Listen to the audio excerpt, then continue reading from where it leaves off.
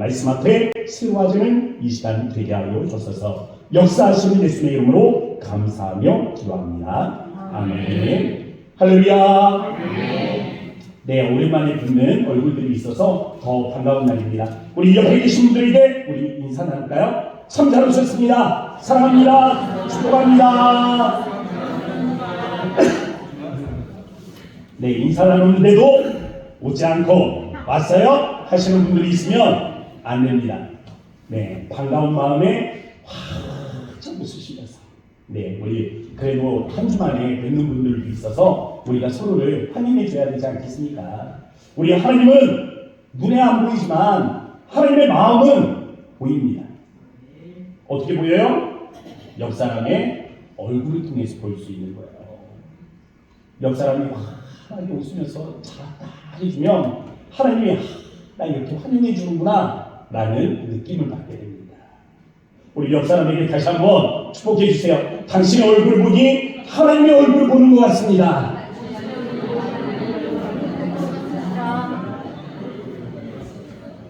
은혜의 날입니다. 네, 우리 12월이 되면 이 크리스마스 트리 보이세요?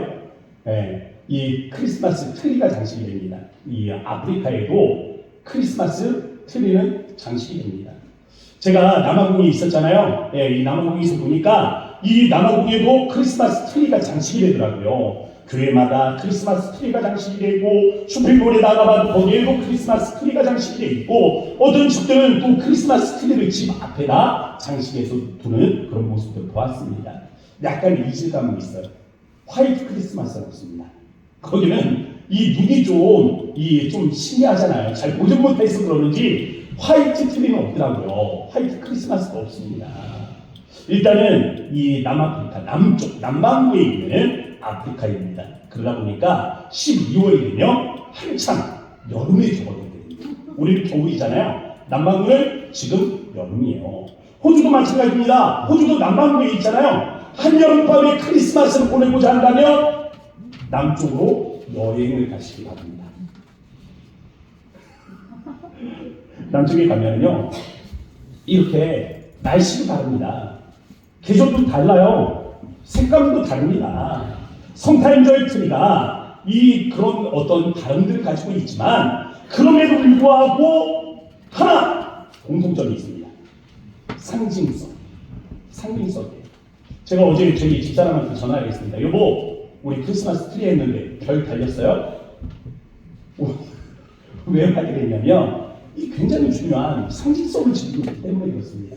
작아서 잘 안 보여요 그러는 거예요. 내년에는 좀 큰 거, 왕따시만한 거 좀 사다가 달아놔야 되겠어요. 왜냐하면 크리스마스 트리에서는 핵심이에요. 별 무엇입니까? 동방 박사들이 보고 징조를 삼아 찾아왔다는 바로 그 큰 별이기 때문에 그렇습니다. 저는 오늘 본문의 말씀을 택한 이유가 바로 여기에 있습니다.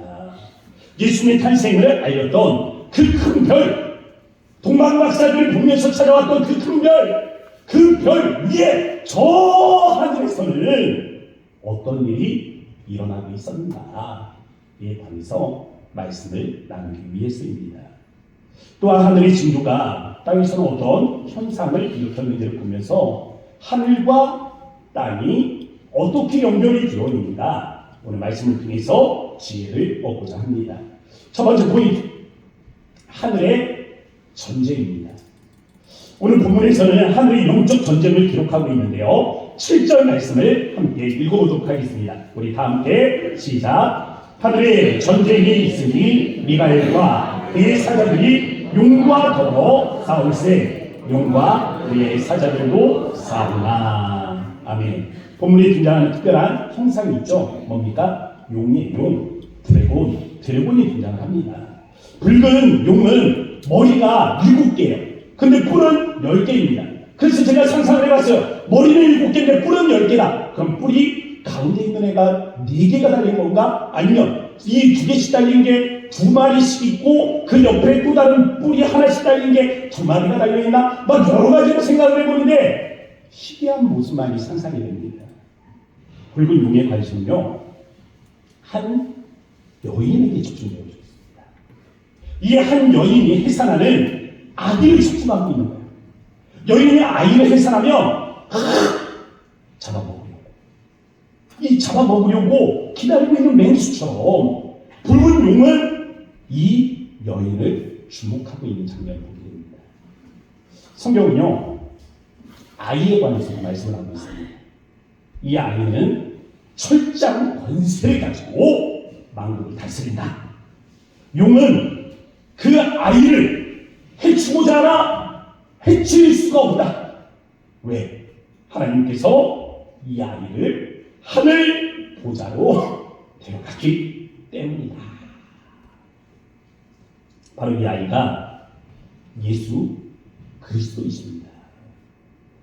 본문은요, 예수님의 성육신을 앞두고 하늘에서 펼쳐지고 있는 이 영적인 전쟁에 대해서 다루고 있다는 것입니다. 하나님의 천사장 미가엘과 그의 사자들, 그리고 붉은 용과 그의 사자들이 지금 하늘에서 충돌을 하고 있는 장면입니다. 시편 74편에 보면 용이 등장을 하거든요. 근데 이 용은 하나님의 반대 세력이라 불려지는 자들입니다. 그들은 하나님을 대적하는 무리들이에요. 시편에서 그 용의 이름을 리워 야단이라고 합니다. 리워 야단. 그리고 이 리워 야단에다 각주를 붙여놨어요. 그러면서 거기에다가 악어라고 기록을 해놨습니다. 리워 야단, 악어. 근데 이사야서 27장에 가보면 리워 야단이 또다시 등장을 합니다. 근데 이 리워 야단이 이사야서 27장에서 뭐라고 불리냐면 뱀이라고도 불리고 동시에 용이라고도 불립니다. 그 결과 무엇입니까? 리워 야단은 용이라고도 불리고 악어라고도 불리고 또 이 뱀이라고도 불립니다. 불리는 이름들은 다양할 수 있다는 거예요. 그런데 그들의 하나의 공통된 정체성이 무엇입니까? 그들은 하나님을 대적하는 자, 하나님의 백성을 학대하는 자입니다. 그래서 예레미야서 51장에 가보면 뱀, 누구예요? 리워 야단이죠. 이 뱀이 등장하는데 이 뱀을 바벨론 왕이라고 말합니다. 에스겔서 29장에 가보면 여기에는 악어가 등장합니다. 누구예요? 리워 야단. 그걸 뭐라고 말합니까? 애굽의 왕이라고 합니다. 그럼 한번 생각을 해보세요. 바벨론 왕, 애굽의 왕, 그들의 공통점이 무엇입니까? 하나님의 백성을 핍박하는 자입니다. 하나님의 백성을 학대하는 자입니다. 결국 본문에 등장하는 붉은 용은 하나님과 그의 백성을 대적하는 세력을 말한다는 것입니다. 그래서 9절 말씀에 보면 그들의 정체를 이렇게 말하고 있습니다. 큰 용이 내쫓기니 옛 뱀, 곧 마귀라고도 하고 사탄이라고도 하며 온 천하를 꾀하는 자. 하늘의 이 영적 전쟁에 따라서 이 땅에서는요, 이 격동의 세계사를 우리가 경험하게 됩니다. 여러분, 다니엘서에 보면 다니엘서 10장에 다니엘이 환상을 보게 됩니다. 이 환상, 히데겔에서 보는 이 환상에 보면 가브리엘 천사가 등장을 해요. 그 와서 소식을 전하면서 말합니다. 다니엘이 기도에 들어갔을 때, 기도의 자리에 들어갔을 때 하나님께서 즉각적으로 응답을 하셨다라고 말씀합니다. 그런데 자기가 늦었다는 거예요. 하나님께서 즉각적으로 응답을 하셔서 가브리엘 선지자에게 가서 소식을 전하라 했는데 자기가 늦었다라는 겁니다. 왜 늦었냐? 바사의 군주, 다시 말하면 페르시아의 수호신이 가브리엘을 막았었다. 그를 방해했다. 그런데 미가엘 선지자가 나타나서 그를 도와 가브리엘 선지자가 와서 지금 다니엘에게 소식을 전한다라고 말하고 있습니다. 바로 이 장면이에요. 가브리엘이 전하는 소식이 무엇입니까? 페르시아가 멸망하고 헬라가 일어난다라는 거예요. 또다시 헬라 제국이 멸망하고 로마가 일어난다라는 것입니다. 일련의 모든 세계사를 전달하고 있는 거예요. 하나님께서 세계의 역사를 결정을 하신다는 거죠. 그러나 하늘에는 무엇이 있습니까? 하나님의 뜻을 반대하는 세력이 있습니다. 그를 적대하는 세력이 있는 거예요. 막아서는 무리들이 있는 겁니다. 그러나 그들은 결국 패함으로 인해서 땅에서는 하나님의 뜻이 이루어지게 되는 것이죠. 붉은 영은 사탄이라고도 불리는데 그들은 어떤 영입니까? 온 천하를 꿰는 영이라고 했어요. 다른 유다가 예수님을 은 30에 팔잖아요. 그럼 왜 예수님을 은 30에 팔았습니까? 온 천하를 꿰는 자, 그가 미혹했기 때문입니다. 온 천하를 꿰는 자가 마음을 훔친 거예요. 다른 유다의 마음을 훔친 겁니다. 그의 생각을 꿰어낸 거예요. 그래서 요한복음 13장 2절은 이렇게 말씀합니다. 우리 화면을 보고 함께 읽어보도록 하겠습니다. 다 같이 시작. 마귀가 벌써 시몬의 아들 다른 유다의 마음에 예수를 팔려는 생각을 넣었더라. 아멘. 이처럼 하늘의 전쟁은요, 땅의 일들과 연결이 되어 있습니다. 하늘과 땅이 분리된 것이 아니라 하늘과 땅이 연결이 되어져 있다. 그래서 두 번째 포인트죠. 하늘과 땅의 관계입니다. 오늘 본문의 말씀은 예수님의 성육신과 관계되어 하늘, 이 영계에서 일어나는 사건들에 대해서 말씀해 주고 있습니다. 예수님은 땅에서 나셨지만 하늘에서는요, 미가엘과 붉은 용의 전쟁이 있죠. 이처럼 땅에서 일어나는 모든 사건들은 하늘 영계와도 연결되어 있다는 것입니다. 하나님의 천사장과 붉은 용의 대결 구도, 이 대결 구도는 예수님의 탄생을 앞두고 이 땅에서 그대로 재현되는 것을 우리가 볼 수가 있습니다. 마구간에 누이신 아기 예수를 한번 상상해 보시기 바랍니다. 탄생의 기쁨을 축하하기 위해서 먼 땅, 저 멀고 먼 동쪽 나라에서 찾아온 동방 박사들이 있습니다. 그래서 양을 치던 목자들이 있죠. 그리고 천사들이 일어나 천사들의 합창 소리가 울려 퍼집니다. 하나님의 편에서 유모주의 일이죠. 반대로 붉은 용의 하수인이요 헤롯은 당시에 태어난 어린 아이들을 죽음으로 몰아넣었습니다. 여관 주인은 만사로 배가 불러오는 이 여인을 매몰차게 차가운 길바닥으로 몰아내었죠. 이처럼 성도들은 땅의 사건을 하늘의 사건으로 전환시킬 수 있는 이러한 영적인 안목들이 필요한 것입니다. 우리가 이 땅을 살면서 고난을 당하는 이유가 무엇입니까? 미워와 야단. 이 미워와 야단, 사탄의 끊임없는 도전 때문입니다. 마리아는 예수님의 탄생의 소식을 들었습니다. 근데 마리아에게 문제가 있잖아요. 무엇입니까? 남자를 알지 못한다는 거예요. 남자를 경험해 본 적이 없습니다.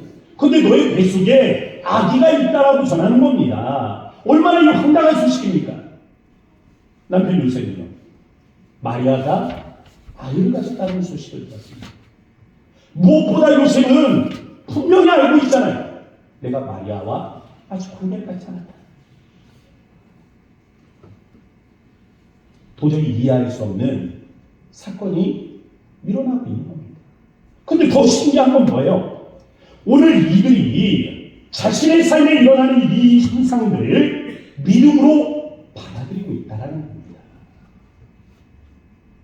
미워와 야단, 사탄은요, 미혹하기 위해서 유혹의 영으로 그들에게 다가가려고 했습니다. 요셉에게 마리아는 부정한 여인입니까? 율법에 따라서 돌로 쳐 죽여! 돌로 쳐 죽여서 너의 자존심을 지켜! 라고 속삭이고자 했어. 마리아의 마음을 깨어서 내 남편도 다 알고 있다. 내 남편 요셉이 너와 관계를 한 적이 없잖아. 너를 의심하고 있어. 이제 너를 돌로 쳐 죽일 거야. 공부심도 몰아넣으면서 두려움에 스스로의 목숨을 원했습니다. 마리아의 생명과 함께 이 복중에 있는 아기, 이 복중에 있는 이 아기도 허무하게 그 생명을 잃기를 원했던 마음이죠. 그러나 저 하늘에서 전쟁이 일어났습니다. 미가엘은 이 사단이 요셉의 마음을 찾아가지 못하도록 그곳에 붙잡아 두었습니다. 그는 가브리엘을 먼저 보내어 요셉과 마리아에게 예수 탄생의 은혜를 전합니다. 이스라엘 구원할자 메시아 임마누엘의 하나님이 이 가정을 통하여 너희에게 나십니다. 이 땅에서 일어나는 모든 일은요, 이렇게 하늘과 연결이 되어 있는 겁니다. 특히 성도들의 삶에서 일어나는 현상 중에는 우연이 없어요. 모든 것은 하늘의 영적인 전쟁의 결과에 따른 것입니다. 그래서 사도 바울이 뭐란 말입니까? 에베소서 6장 12절 말씀, 우리 한 목소리로 화면을 보고 읽어보도록 하겠습니다. 시작. 우리의 씨름은 혈과 육을 상대하는 것이 아니요 통치자들과 권세들과 이 어둠의 세상 주관자들과 하늘에 있는 악의 영들을 상대합니다. 아멘. 오늘 본문의 말씀을 보면요, 이 본문에 등장하는 붉은 용, 이 붉은 용은요 관을 쓰고 있습니다. 7개의 관을 쓰고 있잖아요. 근데 이 요한계시록 19장 뒤로 넘어가 보면 100마리 탄자가 등장을 합니다. 근데 이 100마리 탄자를 성경은 뭐라고 표현을 하냐면 공의로 심판하시는 분, 그의 눈은 불꽃과 같이 빛나는 분, 그의 옷은 핏뿌린 옷을 입고 계십니다.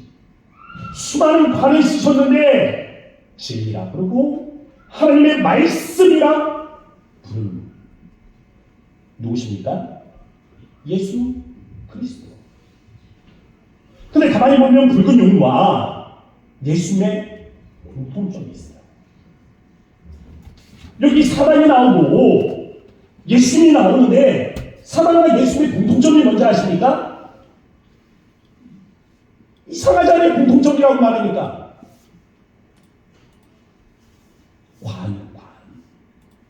관을 쓰고 있다는 겁니다. 그런데 가만히 보면 이런 공통점에도 미세한 차이점이 나타납니다. 예수님이 쓰신 관을 스테파노스라고 합니다. 화관, 면류관이라는 뜻이에요. 그런데 원어로 보면 용이 쓰고 있는 이 관은 다른 단어를 사용합니다. 기하게 말하는 단어예요. 빼앗아. 이 빼앗아서 남의 왕관을 빼앗아서 쟁취하여 그 얼굴 머리에 쓴 거, 그 남의 것을 훔쳐서 자기가 쓰고 있는 이 관이라는 그런 어떤 의미를 가지고 있습니다. 그 붉은 용, 하나님을 대적하는 영도 관을 썼는데 그것은 예수 그리스도의 면류관을 흉내낸 모조품이다. 사도 바울은 고린도 교회에 편지할 때 이 모조품의 유사성을 경계하고 그렇게 말씀해 주고 있습니다. 사단은 우리에게 다가올 때 머리에 뿔을 달고 다가오지 않습니다. 환한 미소를 하고 말끔한 옷을 입고, 이단을 보면 그래서 이 까만 이 옷에 하얀 이 옷 입는 사람들이 많은 것 같아요. 하여간 깔끔하게 보이는 거예요. 굉장히 중요하게. 그들의 언어는요 달콤합니다. 미혹되기 쉬워요. 그래서 고린도후서 11장 14절 말씀 우리 한번 읽어볼까요? 이것은 이상한 일이 아니라 사탄도 자기를 광명의 천사로 가장하나니. 가장된 거예요. 가짜입니다. 모조품이에요. 오늘날 예수님 탄생을 온 세상이 기뻐하고 있습니다. 근데 저는 그런 생각이 듭니다. 이게 정말 하나님이 원하시는 기쁨입니까? 붉은이라는 단어가 있습니다. 불타는 금요일이죠. 주말마다 사람들이 이 향락의 세계에 빠져서 향락에 빠져 산다. 이 기쁨을 표현하는 단어, 불금이라는 단어가 있어요. 크리스마스 날이 되면 저는 장담합니다. 아마도 이 땅에 이 불금이라는 이 단어에 몇 배는 더 되는, 아니 몇십 배는 더 되는 욕망이 이 땅을 지배할 것입니다. 사람들은 이것을 성탄의 기쁨이라고 말할지도 몰라요. 성탄절 연휴에 즐기는 기쁨입니다. 과연 이것이 진정한 성탄의 기쁨이 될 수 있습니까? 예수님께서 이 땅에 태어나실 때 보면 사람들을 세 부류로 나눠줍니다. 먼저는 하나님의 약속을 믿는 사람들이에요. 예를 들면 마리아, 요셉 같은 사람, 약속의 말씀이 주어졌을 때 그 말씀을 믿음으로 받아들이는 사람, 또 성전에서 오시는 메시아를 기다리며 평생의 소망을 두고 살아가다가 인생의 말년에 이 예수님의 임재를 경험한 선지자 시몬, 안나 같은 사람이라고 할 수 있겠죠. 반대로 믿음의 사람을 대표하는 자들도 있습니다. 예를 들면 헤롯, 여관주의, 종교 지도자들 같은 사람들. 근데 이 세 번째 인물들이 특별합니다. 그들은 관심이 없습니다. 예수님의 탄생에 관심이 없습니다. 이래도 좋고 저래도 좋고 이쪽도 저쪽도 아닌 회색 분자라고 생각을 합니다. 그런데 이 믿음에 있어서는 이쪽과 저쪽이 아주 분명해요. 영적인 무관심도 결국에는 불신앙이고, 영적 무관심도 결국에는 하나님을 대적하는 행위다라는 사실입니다. 결국 성탄 앞둔 이 세대가 그 의미를 왜곡하고 있습니다.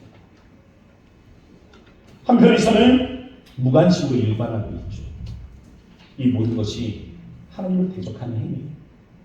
마치 붉은 용이 하나님의 적대 세력인 것과 같이 이 땅에 예수 그리스도의 탄생을 왜곡하며 그 탄생에 무관심한 모든 사람들, 그들은 하나님을 대적하고 있는 것입니다. 그래서 이런 의미에서 전쟁은 끝나지 않아요. 세 번째 포인트가 바로 이것입니다. 전쟁은 끝나지 않는다. 오늘 본문이 갖는 특별한 단어가 있는데요. 반복되는 단어입니다. 여자라는 단어 보셨어요? 여자. 1절 말씀에 보면 해를 옷 입은 한 여자가 있는데 2절에 보면 이 여자가 아이를 배워 4절에 보면 용이 해산하려는 여자 앞에서 그가 해산하면 그 아이를 삼키고자 하더니 5절에 보니까 여자가 아들을 낳으니 여자 보이시죠? 이 여자 여기까지만 보면 이 여자는 예수를 낳은 마리아 정도입니다. 보통 히브리적 사고로에 보면요 누가 아이를 낳습니까? 남자가 아이를 낳습니다. 아브라함이 이삭을 낳았잖아요. 이삭은 야곱을 낳았잖아요. 야곱은 이스라엘 12아들을 낳지 않았습니까? 히브리적 사고로 우리가 생각을 해보면 엄마가 이 아이를 낳는 게 아니라 남자가 남자를 낳는 거예요. 족보는 그렇습니다. 근데 오늘 본문에서 이 표현은 특별해요. 한 여인이 아이를 낳게 됩니다.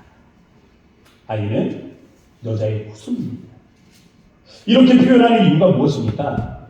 예수님은요, 동정녀, 남자를 경험해보지 못한 처녀, 이 처녀에게서 낳기 때문이에요.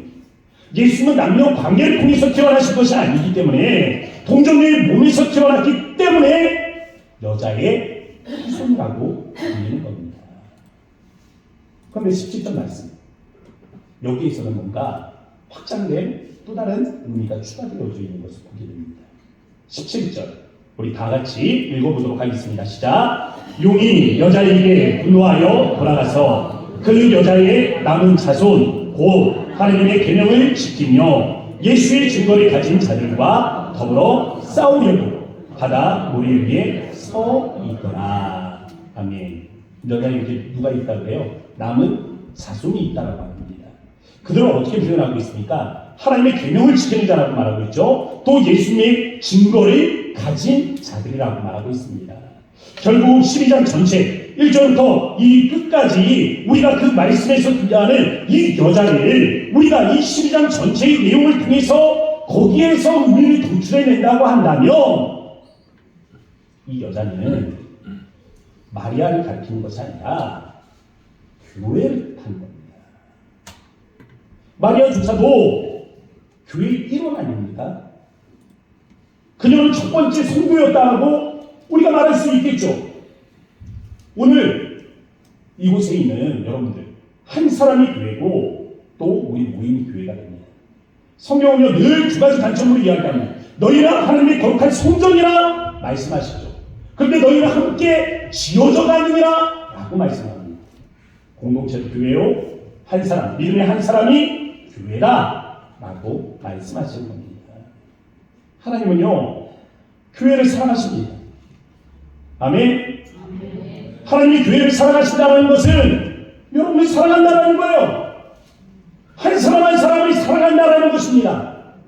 하나님 더불어서 교회를 사랑한다는 것은 우리 믿음의 공동체를 사랑한다는 것입니다.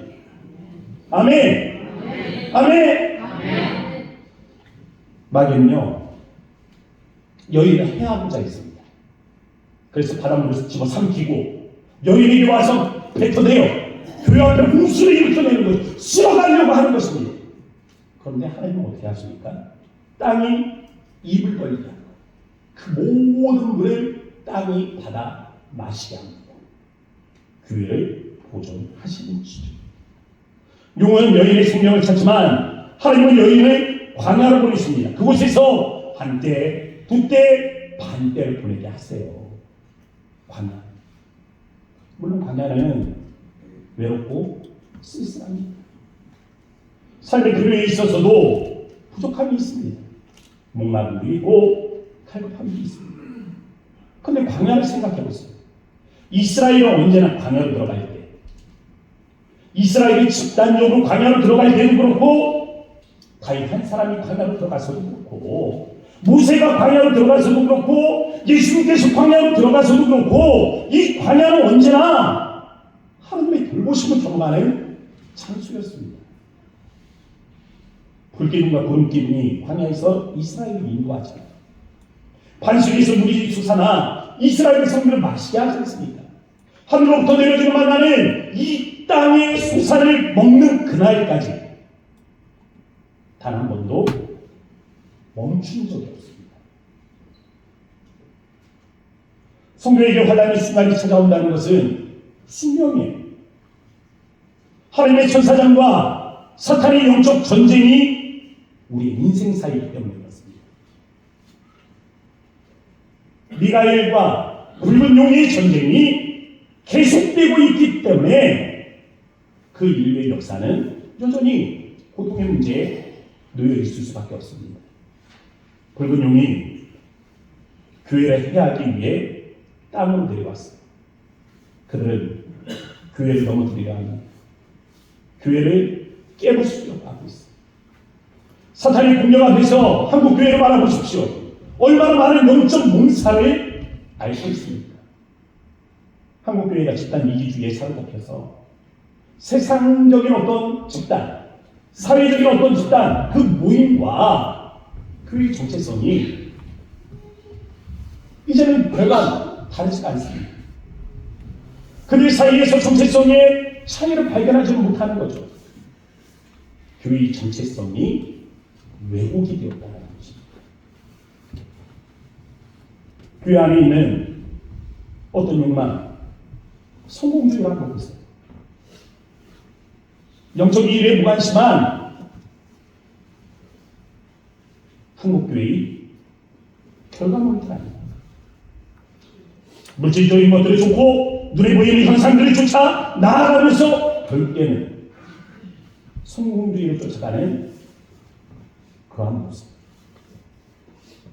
마귀는요, 교회 내부에서도 문제를 일으킵니다. 교회 안에서 이단들을 만들어내고 잘못된 복음들이 전달되게 하고 교인들을 서로 부딪히고 충돌하게 만들며 목회자에 대해서는 부정적인 마음으로 심어주죠. 신뢰하지 못하고. 그래서 그 말씀, 목회자를 통하여 전달되어지는 이 말씀이 흔들리게 하는 겁니다. 이것이 바로 지금도 전쟁은 계속되고 있다는 증거입니다. 그런데 1절 말씀에 특이한 단어가 하나 등장해요. 1절 말씀, 큰 이적입니다. 하늘에 큰 이적이 보입니다.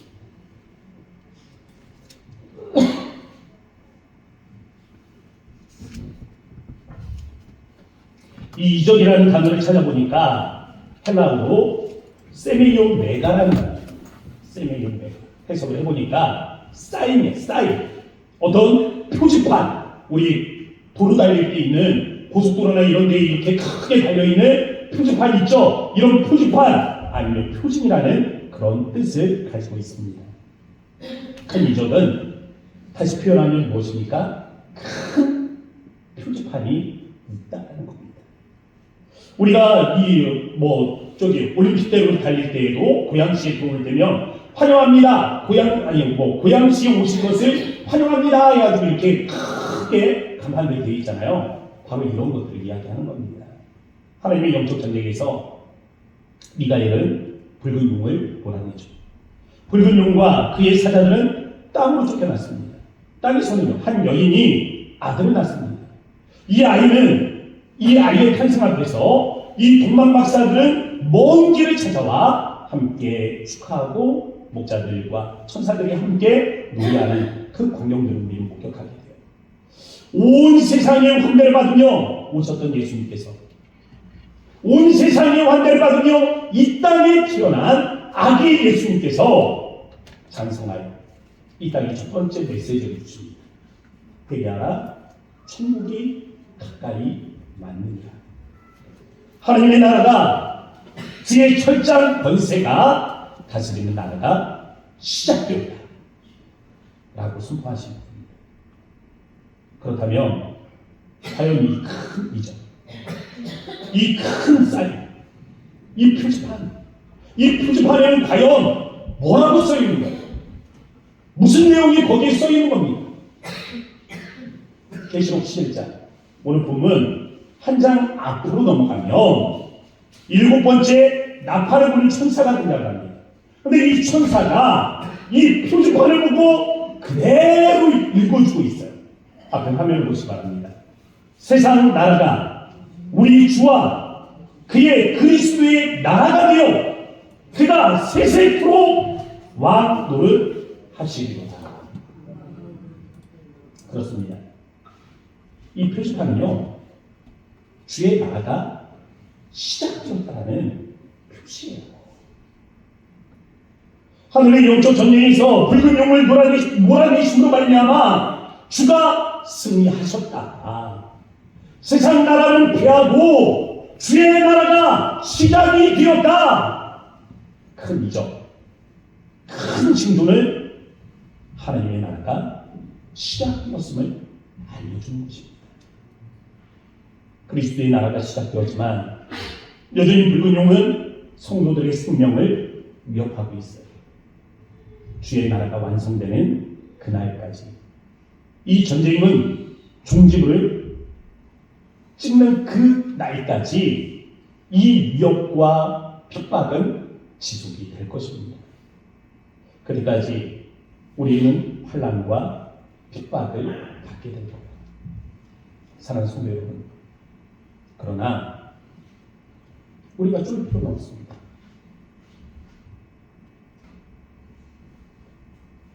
이 환난과 핍박은 성도에게 당연한 것이겠지만 우리의 마음이 위축될 필요가 없습니다. 핍박은 있으나 하나님이 그의 성도들을 지키시기 때문입니다. 계속되는 전쟁 앞에 하나님은 우리에게 쌓인 표지판을 계속 보여주시는 거예요. 주와 그리스도의 나라, 주와 그리스도의 나라. 전예교회에 있는 성도들이 이 표지판을 보게 될 때 그들은 다시 오시는 주님의 날을 기대하게 되는 것입니다. 우리가 예수님의 초림 앞에서 그분의 재림을 고대하는 이유가 바로 여기에입니다. 사랑하는 고양동산교회 성도 여러분, 다가오는 성탄절을 준비하면서 우리가 주님의 다시 오시는 날, 이 영적 전쟁이 마침내 종결되어지는 그 날을 우리가 믿음으로 고대하고 저와 여러분의 삶이 되어지를 주의 이름으로 축복합니다. 함께 기도하도록 하겠습니다. 이 시간에 기도할 때 하나님, 우리가 이 영적 전쟁에서 승리하는 교회가 되도록 하나님께서 우리를 지켜주시기를 원합니다. 우리 개인 한 사람을 지키시고 하나님 나아가 우리 믿음의 공동체를 지켜주셔서 수많은 시험이 있고 수많은 환난이 있겠으나 우리가 담대하게 이겨내는 주의 거룩한 교회가 되게 하여 주옵소서. 예수의 탄생 앞에서 주의 재림을 기대하는, 주의 재림을 소망하는 우리 고향봉사교회가 되게 하여 주옵소서. 우리 주의 이름만 넘으시고 간절한 마음으로 기도하고 합니다. 주여, 아버지 하나님 감사합니다. 주님의 하나님 말씀 앞에 아버지 우리가 내서서 하나님 우리가 간절한 마음으로 주님을 기도하며 주님의 부르심 앞에 하나님 우리가 내섰습니다. 이 은혜를 위하여 하나님 어디를 기도하고 주님이 하나님 주님이 하나님 이 땅에 아버지 하나님께서 하나님 다시 오시 아버지 그 나라를 우리가 하나님 바라보며 하나님 나아가기를 원하오니 주님이 오시는 날이 고대하게 하시고 주님이 오시는 날이 기대하게 하시며 우리도 우리와 함께 하시는 주님을 인하여 아버지 그날의 하나님 승리 우리가 하나님 바라볼 수 있도록 인도하여 주셔서 우리가 수많은 하나님의 영성들 앞에 아버지 수많은 하나님의 시험과 환난 앞에 우리가 하나님 낙심하지 않아도 아버지께서 우리에게 하나님 믿음의 믿음을 하나님 인도하시고 우리를 하나님 인도하여 주셔서 우리가 믿음을 가지고 지켜 나아가는 우리 하나님 시간을 아버지 함께하고 은총을 더하여 주시도록 믿습니다. 역사하신 예수의 이름으로 감사하며 기도합니다. 사랑의 하나님 고맙고 감사합니다. 오늘 우리가 주님의 말씀을 받습니다. 우리가 이 말씀을 받을 때 우리의 마음 위에 담대함을 주시기를 원하오니 우리가 이 영적 전쟁 앞에 우리가 개인으로 우리가 공동체로 붉은 용의 시험을 받을 것이라 하나님 우리가 담대하기를 원합니다. 우리와 함께 하시는 주님을 인하여 또한 붉은 용이 큰 바람을 삼키고 우리 앞에 토해낸다 할지라도 땅을 열어 우리를 지키실 주님을 바라보니 우리가 마음의 용기를 누리게 하시고 오직 그 끝날까지 믿음의 용기를 지닐 수 있도록 인도하여 주소서. 다만 우리에게 큰 징조, 큰 표지판을 세워주셨사오니 주와 그리스도의 날, 다시 오시는 주님의 날을 우리가 마음에 소망하며 다가오는 우리 크리스마스를 준비하게 하시고 이 날의 기쁨이 주님의 다시 오시는 날에 더한 기쁨들을 바라볼 수 있는 은혜로 함께 할 수 있도록 주님 우리에게 깨달음을 더하여 주옵소서. 살아 역사하신 예수의 이름으로 감사하며 기도합니다. 아멘. 우리 이 시간에 찬송가 490장입니다. 490장.